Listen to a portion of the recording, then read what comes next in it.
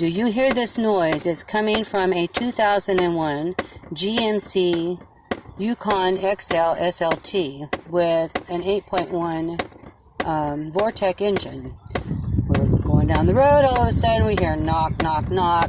We start tearing it apart. We get the bottom part off with the 3 screws, the whole shebang. We get the glove compartment open, the whole shebang. It's coming from inside this here, which is the housing for, I'm guessing, well, it's the heater blower fan is what it is.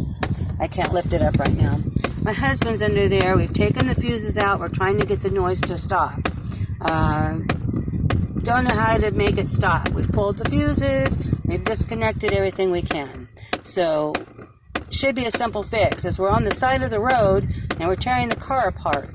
Isn't there something we can disconnect to make it stop the noise? I don't care if the heater's on or the air conditioner's on. It's beautiful outside. But how do you stop the dang noise? The noise is driving me crazy. Any ideals? Thanks.